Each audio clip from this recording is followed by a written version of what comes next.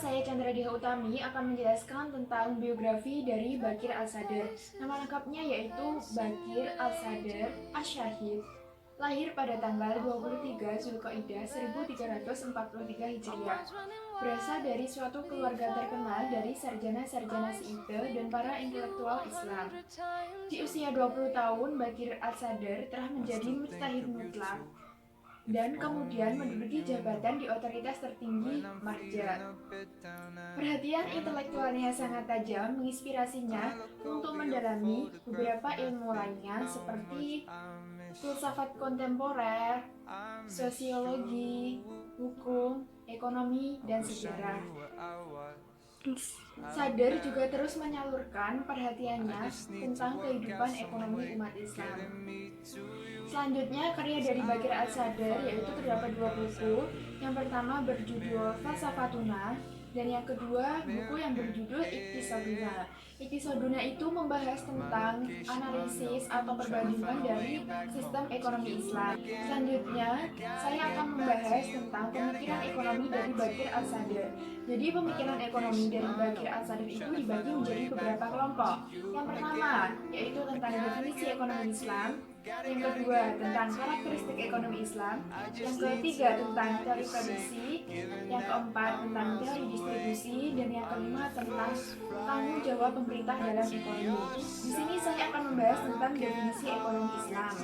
Menurut Baqir Al-Sadr, ekonomi Islam merupakan suatu cara atau jalan yang dipilih oleh umat Islam untuk dijalankan untuk memenuhi kegiatan ekonominya. Dan dalam memecahkan praktik ekonominya itu sejalan dengan prinsip keadilan.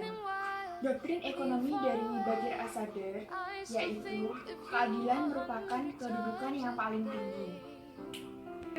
Keadilan merupakan kedudukan yang paling tinggi dan merupakan suatu peran yang sangat penting. Sebagai gantinya, keadilan merupakan suatu iqtisaduna sebagai matriksnya mengungkap bagaimana seharusnya ekonomi itu berjalan. Itu adalah pemikiran dari Baqir Al-Sadr tentang definisi ekonomi, dan selanjutnya akan dilanjutkan oleh teman saya yaitu Arsir Simpati. Karakter ekonomi Islam. Ekonomi Islam memiliki konsep kepemilikan multijenis yang dibedakan menjadi 2, yaitu yang pertama, kepemilikan swasta atau privat, yaitu kepemilikan terbatas, melarang orang lain menggunakan sesuatu yang telah menjadi miliknya. Yang kedua, kepemilikan bersama. Pertama, kepemilikan publik, digunakan untuk kepentingan seluruh anggota masyarakat. Yang kedua, kepemilikan negara, digunakan tidak hanya kebaikan semua orang, juga dapat digunakan untuk sesuatu bagian tertentu dari masyarakat jika negara menghendaki. Teori produksi. Pertama, aspek objektif atau keilmuan, seperti hukum produksi, fungsi-fungsi biaya para pekerja. Beliau memberi pandangan tentang dasar apa yang diproduksi, bagaimana cara produksi, untuk apa diproduksi. Kedua, aspek subjektivitas dan doktrin, barang-barang yang sah diproduksi. Produksi secara Islam menurut As-Sadr, yang pertama, doktrin atau strategi intelektual. Manusia termotivasi untuk bekerja dan bekerja. Tinggalkan sifat malas-malasan, hura-hura, produksi yang tidak adil. Yang kedua, strategi legislatif. Peraturan yang mendukung untuk mendorong dan mengatur aktivitas ekonomi seperti pelarangan riba, pelarangan penimbunan, pelarangan boros dan hura-hura, pelarangan transaksi yang tidak produktif. Keempat, teori distribusi. Reproduction distribution, kekayaan primer atau sumber daya alam.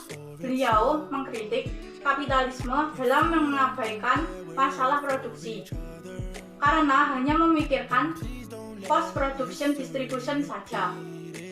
Poin penting menurut As-Sadr, yang pertama, kepemilikan negara adalah kepemilikan paling banyak dimiliki, karena hanya negara yang dapat mencapai hak-hak rakyatnya. Kedua, kepemilikan pribadi diperbolehkan, namun hanya jumlah terbatas.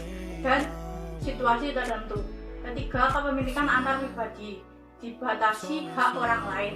Keempat, untuk bahan mineral dan air, individu boleh menggunakan sesuai kebutuhannya. Kenalkan, nama saya Bella Aldama Widiana.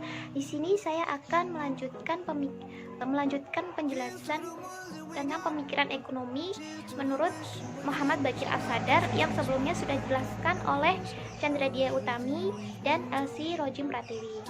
Dan di sini saya akan menjelaskan tentang tanggung jawab pemerintah dalam bidang ekonomi.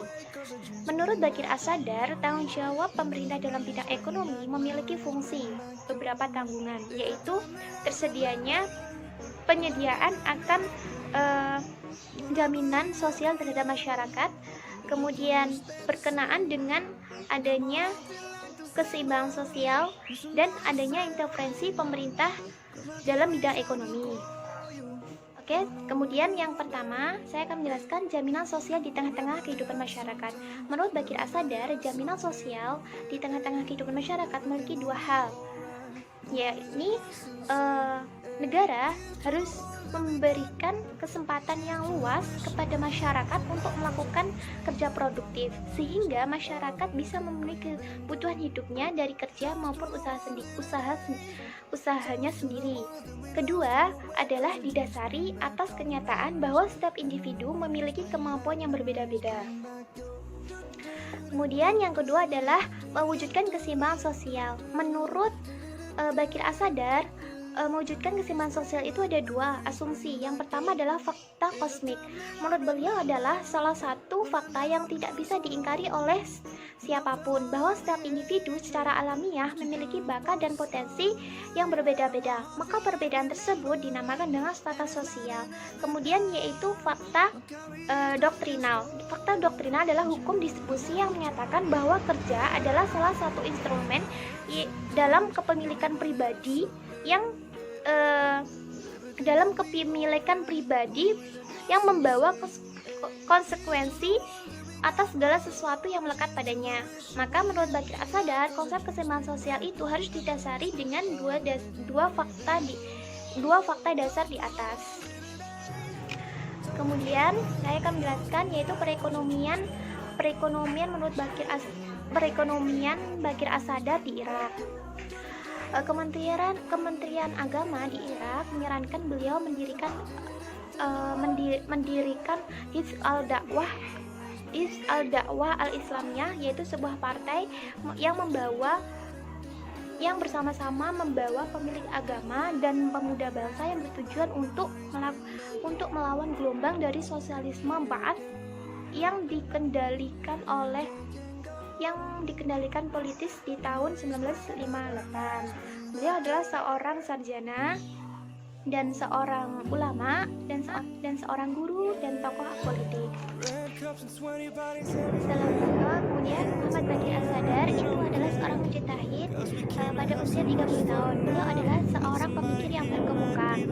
Beliau melambangkan kebahagiaan intelektual yang berlangsung di ciri yang mencolok tentang kebangkitan tersebut adalah dimensi politiknya dan pengaruh antara apa yang terjadi di lorong gelap dan sekolah tinggi yang beribu di Najaf dan Timur Tengah pada umumnya.